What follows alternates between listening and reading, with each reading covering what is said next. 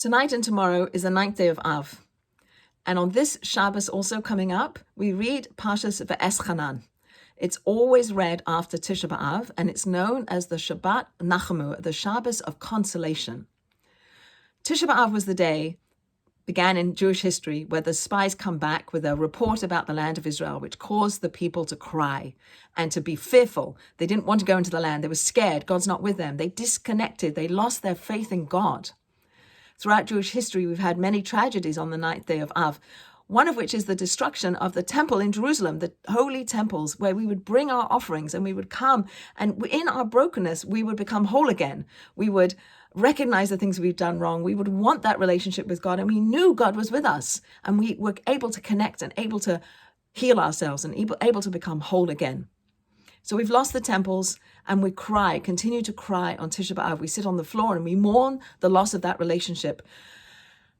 This Shabbos, we're going to read Ve'eschanan, where Moses begs God to let him into the land of Israel. Begging. He wants so badly to go into the land, and he's denied that request. He's not going into the land, and he accepts that on some level. And God says, go up onto the mountain and look out over the land that you're not going to go into the promised land, but you get a glimpse of it. You get to see it.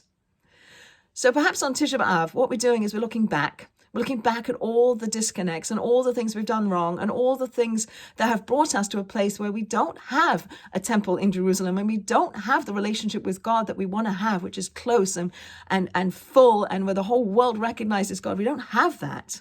But we're striving for that, and we want that, and we yearn that. So on Tisha B'Av, we look back, and we start our mourning, and it's intense in the beginning, and then it gets lessened and lessened until we get to the middle of the day tomorrow on Thursday, where we'll get up from the floor that we've been sitting on, and we'll start to look forward to the future. What's the future? Knowing that God fulfills his promises, and knowing that God is with us, and knowing that God loves us, and knowing that God knows the bigger picture. And we head into Parshas Ve'eschanan, where Moses is begging God to let him into the land, and he doesn't get to go, and he accepts that. He understands that his prayer isn't about getting what you want.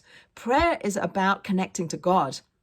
In the same way that we bring our offerings in the temple, we're bringing our prayers as a way to connect ourselves to God. That's the goal, is connection to God. And when Moses connects himself more and more and more to God through his beseeching, through his begging, through his pleading with God to let him into the land, and he doesn't get to go in, he still has changed himself. He's connected himself to God more, and he's changed the whole of creation, and things are different because of his prayers. And we bring that into our own lives. Our prayers are meaningful and they matter, and God listens to every prayer and stores every prayer. And it might not be that we get what we want, but we don't know the big picture. We don't know what has to happen all throughout Jewish history, through the journey of the whole world, to get us to the place where we will have a third Beit HaMikdash. We will be in relationship, close, loving relationship with God, and we will all be in a state of harmony. And that's what we're yearning for on Tisha B'Av, and that's what God promises will happen in the future.